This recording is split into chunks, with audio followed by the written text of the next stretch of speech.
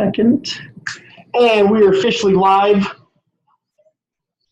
We're here. Now we are. With the one and the only Layne Sharp in Denver, Colorado, a.k.a.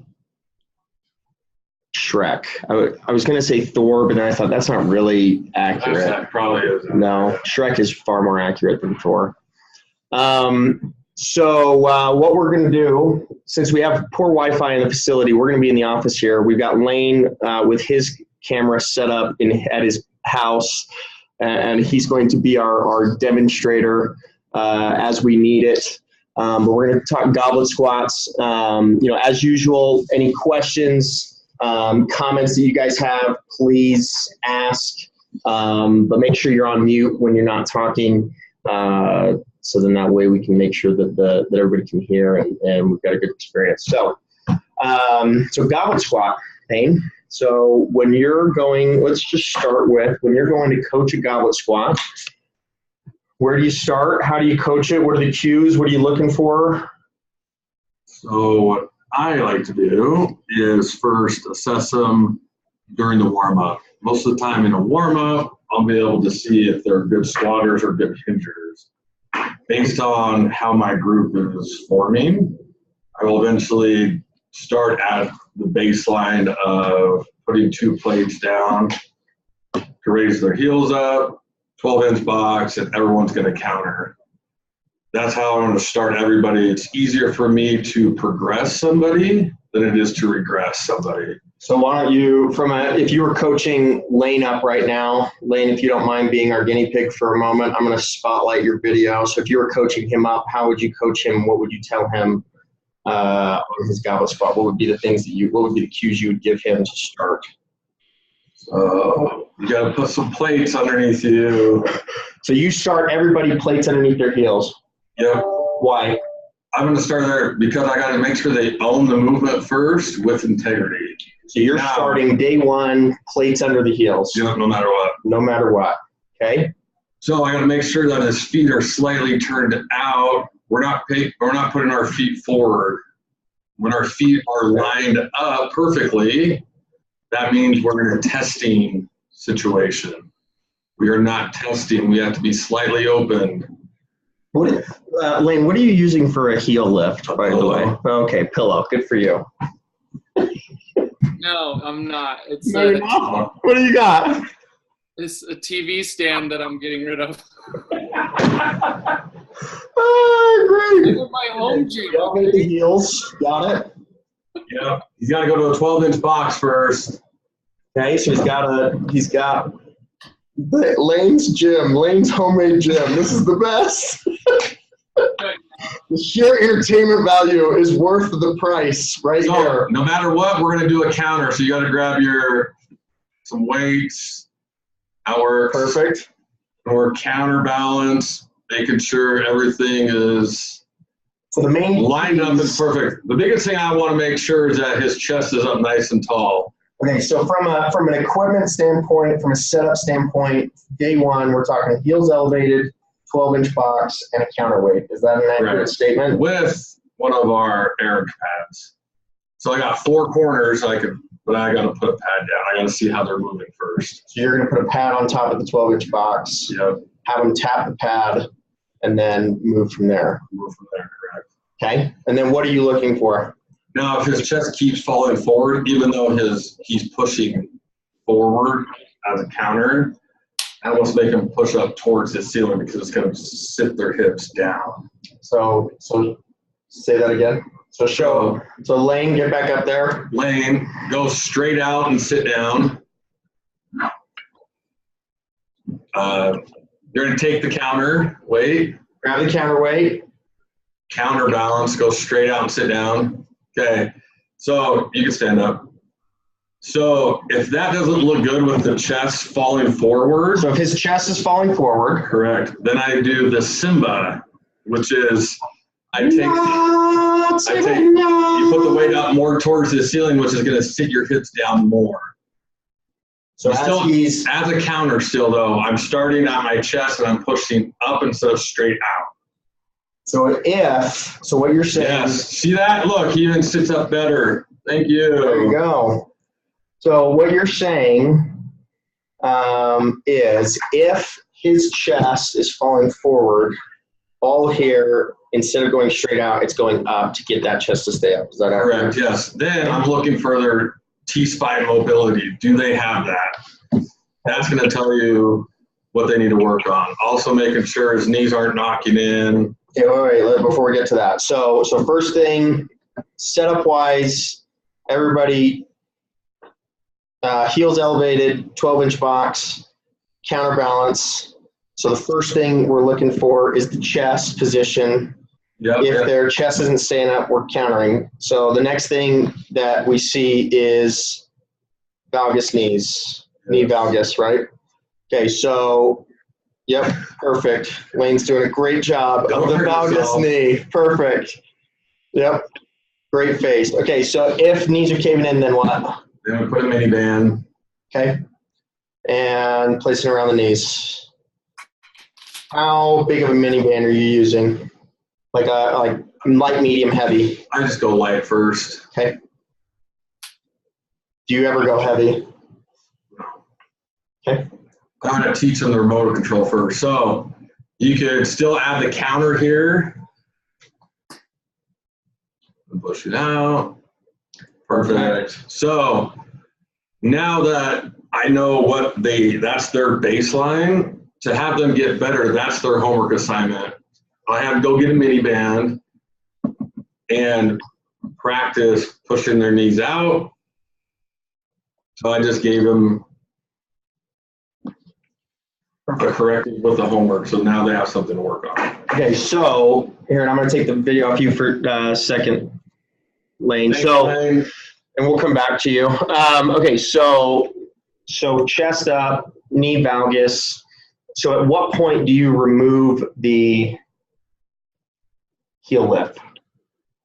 I'll remove it if they could show me without weight, fingers interlocked with their chest up as they squat down. So if they can body weight, Layne, we're going to go back to you. If he can body weight squat with his hands behind his head. Yeah, so intertwine, so your hands are together like. Why is hands behind his head? And elbows forward. Why is hands behind his head? Because I'm taking his thoracic out of the way, see? He's not foam rolling. Did you foam roll and stress or anything?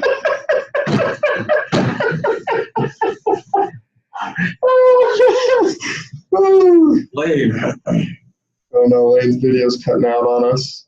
You see his first, so that shows you his first motion is his hips went back. Yeah. Chest not up, hips take go down.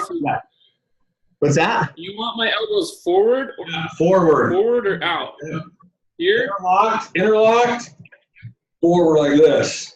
So not quite like at your ears, but kind of at a 45 degree. Yep, there you go. Yep. And no, I have not warmed up. All the way forward, like where your elbows are almost in a front squat. There you go. And the reason you're doing that is to take the T-spine out of it. Yes, I'm watching to see if they're able to drop their hips, not push them back. Got it. So if they can maintain an upright chest. He's a really good hinger. Watch. Boom. He hinges first. Yep. He needs to go straight down. So straight down. So now, Layne, put your feet. Now elevate your heels. So watch this. You guys just saw him do that. You saw where his chest level was. Oh, wait, go back. Wait. Sorry. Go back, because I think I can mark this, guys. Ooh. Maybe I can. Nope, I don't know how to do it. We'll figure that out another time. Go back. So squat again without the heels real fast. Because I want to, and stay at the bottom for a second. No. Do the side angle like you were doing before. Yep, perfect. We want to see you from the side. Okay, so, and then sit at the bottom. Okay, so see where his back is right now? Okay, so now elevate your heels. Yeah. A little Better. Yep. Right, so you see just by elevating the heels, chest is coming up. I didn't feel like I was trying to steal from my low back when my heels are up. Yep. Yeah. You're a really good hinger. So at that point, yeah, you guys are great at hinging. Whoa. For So the superior lift. You want to talk about Stu McGill? And no, I know I'm not Okay. disagreeing with you. So if they can, and then you're doing that in the warm up. yeah, So you're using the warm up to assess the squat. So then that way, when you go to do the squat, you can know whether you're loading up or where they're at. I'm setting myself up for success. So Go ahead, Layne. So that seems like it was a really long process. Don't be confused. Thane does that in like 5 seconds. Yeah. Yeah. We've been talking about it for a few minutes now. That's a 30-second deal when you're in session. So don't take a ton of time in the warm-up going here. Yeah. It just Yes, exactly. Okay, so heels elevated. So if the heels are elevated so if we can see hands behind the head, chest stays up, we don't have to elevate the heels anymore. At what point do you take the box away? So that's when you're taking the heels away. Yeah. So at what point do you take the box So away? I'll take the box away as soon as they can show me they can own the movement. And then once I have it a goblet hold, I want the elbows to go inside of the knee, right next to the knee cap almost. Okay, so real quick, before, and that, okay, so real quick, before we get into the, into that part of it. So one thing I want you to notice what he's saying. He's saying before, right? And what I mean by that is he's saying before I do this, right? So heels are elevated, counterbalance, goblet squat, right? And then he's doing assessments before to make sure that he can load them or see where they're at in that loading process once you start to actually go through the lift, right? And then even when they're in the lift, you can change and modify, but you're able to own the movement before, right? So they've got to be able to own the movement, body weight, no loading before all that. Does that make sense? So before we go to loading, does anybody have questions, concerns? Nobody's said anything on chat yet, and I haven't gotten anything on my cell. Does anyone have, and I'm going to take this spotlight off of us for a second. Does anybody have any questions, concerns, anything? I would just say, Or comments too. can you guys hear me? Yep, we can.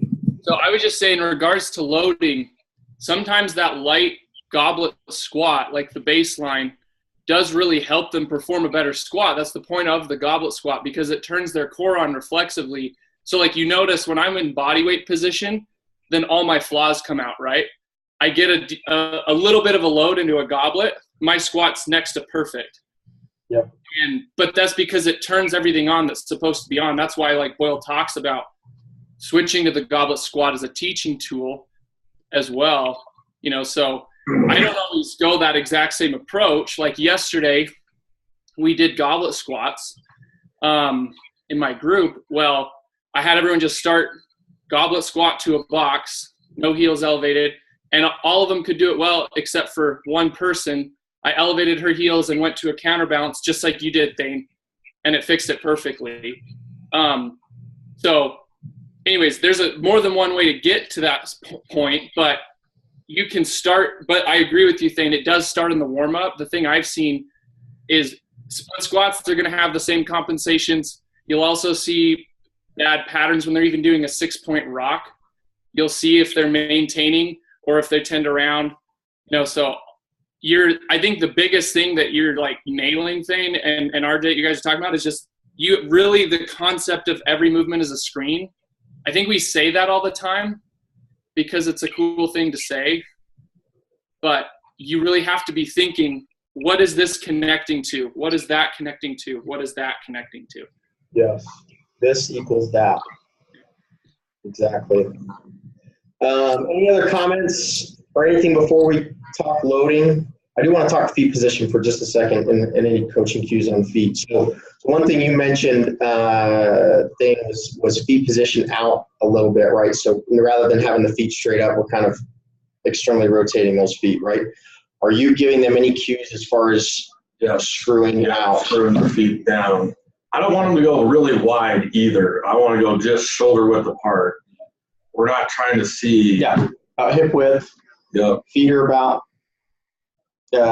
slightly externally rotated. Yep. And then we're thinking screw the feet in the ground, big toe, heel in the ground, screw as they're coming up. Dan has an awesome trick for feet position that he teaches. Sorry, say that again, Layne.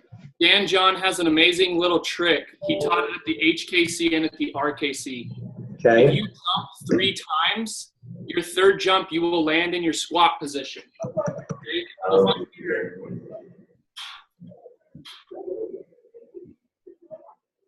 That third position is my squat position. He said, for whatever reason, when you jump that third time, your body's going to figure out what the most optimal loading position is for your hips, and you'll end up landing in it. And he made us do that a bunch of times, and it really seemed to work. So yesterday, the lady I was having an issue with, I had her jump 3 times, and she landed right where I wanted her to, and it looked way better. So that can be a quick trick for feet position. And obviously make sure you know who's jumping.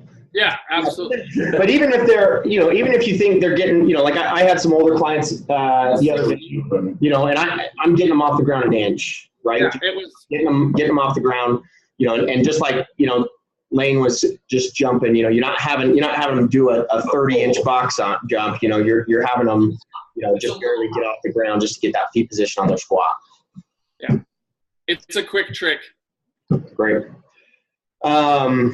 Okay, so moving on, we're talking loading now. So I've got the movement pattern. My chest is elevated. I'm able to get down in the squat. I'm screwing my feet in the ground. I'm not having to need the counterbalance because I'm keeping that chest up. So we always start with goblet. Okay.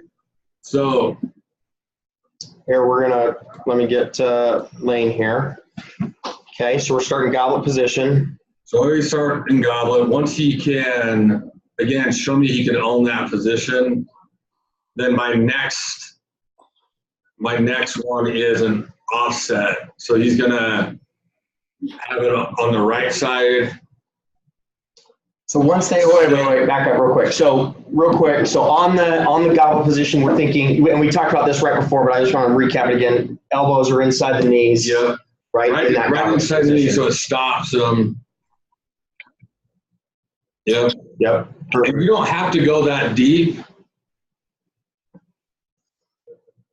Yeah. So my kind of rule is they have to show me they could do 3 sets of 10 with at least 50 for a goblet before I move them on to the next. So I'm doing a counter or off-centered or offset Layne with your right hand. Oh, wait, we're having some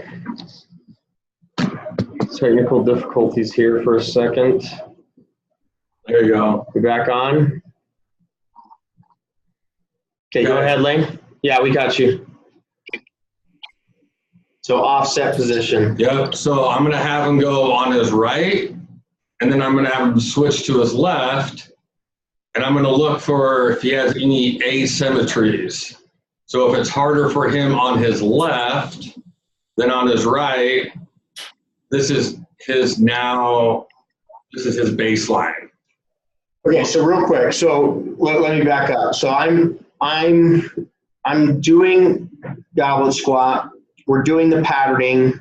We do the counterbalance. We start to load it up goblet, and then we're going up to 50 pounds. Yep. And at that point, we're going offset. Are you staying at 50 or are you dropping the weight a little bit? No, I'm staying at 50. Staying at the 50, just offsetting, holding at 1. Yep. If I'm doing 10 reps, am I doing 5 on one side, 5 on the other? Yeah. So I'm watching to see if we have any asymmetries before I load it up to a rack hold or a big front squat. So let's see, Layne. Let's see if you got any asymmetries. We're going to find out right now.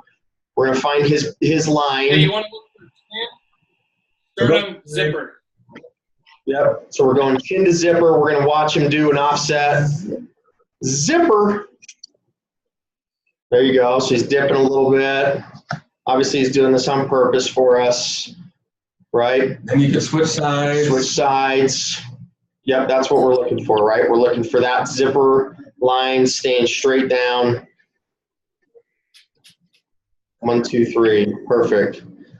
So what you'll typically see is, yeah, a rotation like that. You'll see some offsetting, right, where they'll lean to a side, right? So that zipper, rather than staying in that same plane, it'll start to shift, right? You'll see the belly button start to shift, and that's one of the things that we're looking for.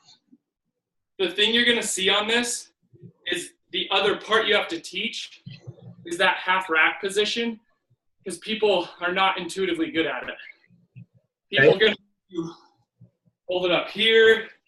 They're going to hold it out and try and do that. Yep. And so you got to teach them to really own that. I mean, this weight is up snug against my body, really tight. Which it turns on your core if your elbow stays down, right? Right, yeah. I always tell people, I love this cue from Dan. He's like, you're not doing this. Quiet elbows. So now when they do half rack carries, my clients have started carrying it and going, shh, just because they're messing with me. But it's pretty funny. That was really good. They're walking around going,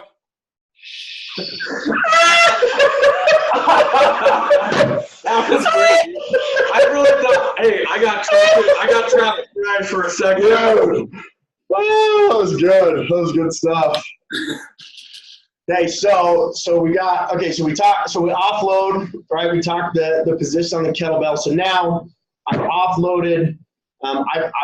I've taken the heaviest kettlebell that we've got in the gym, and I'm squatting it for 10.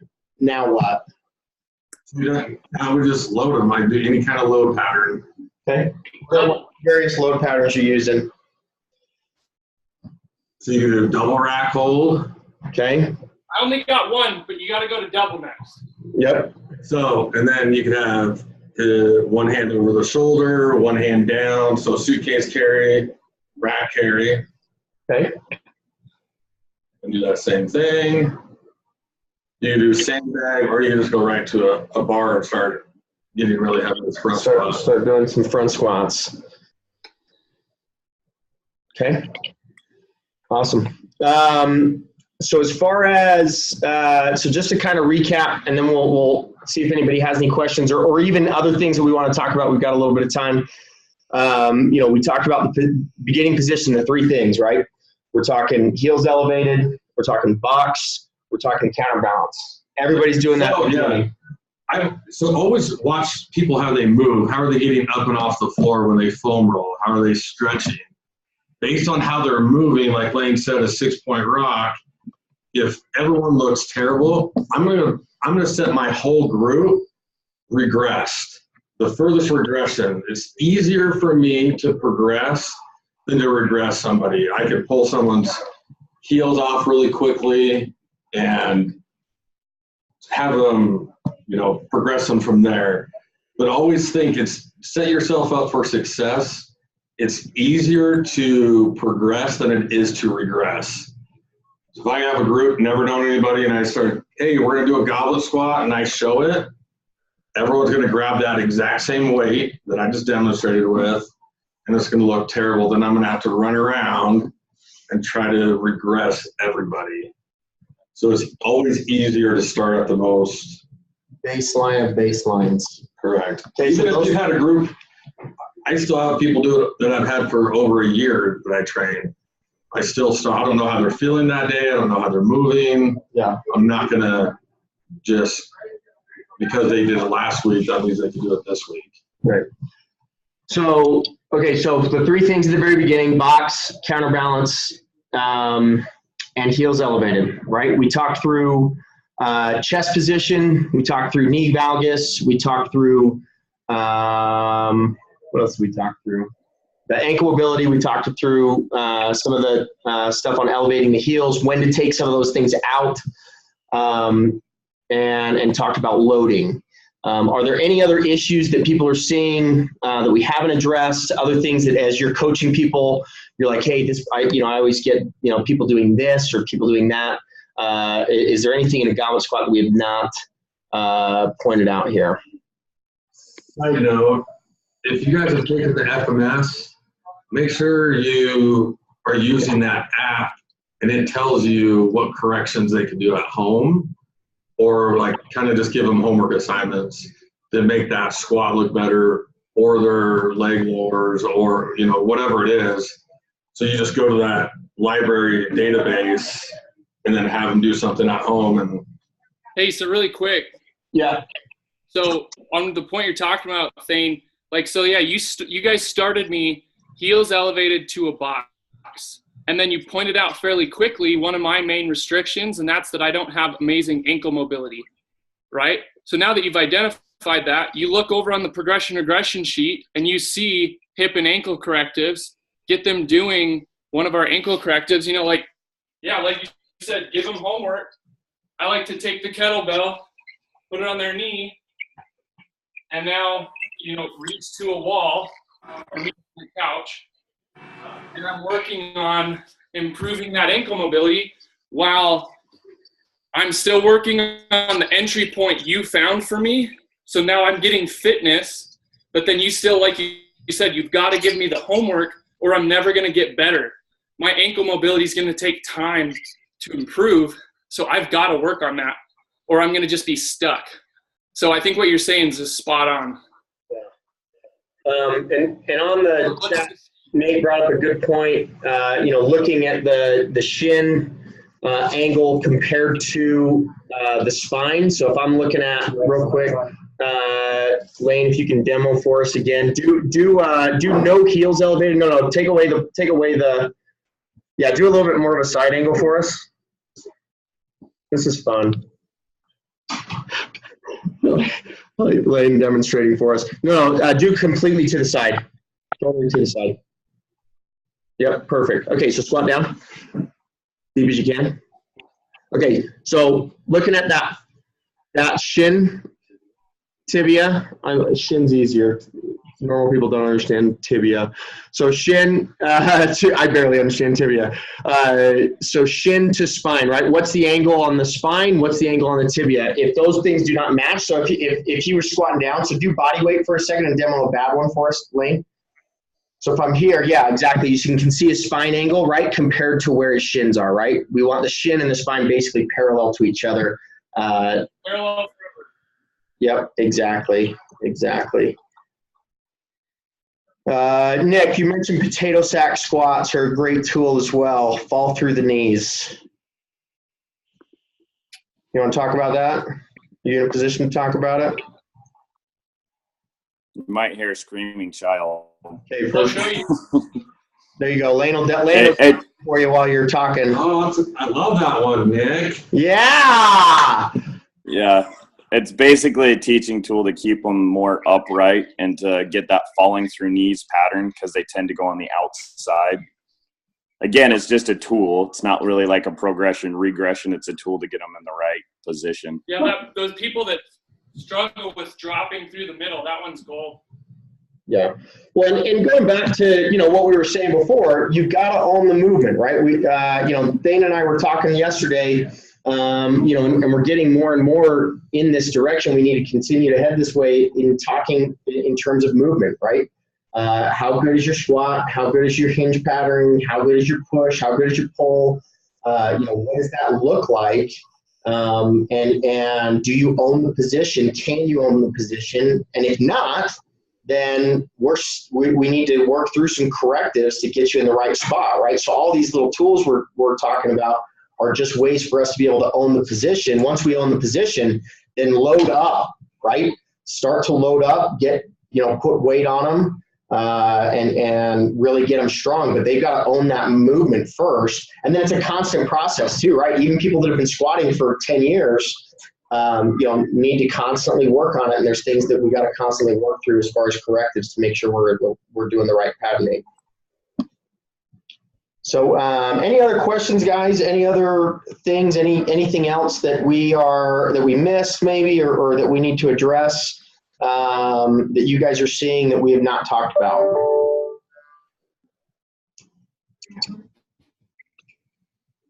No?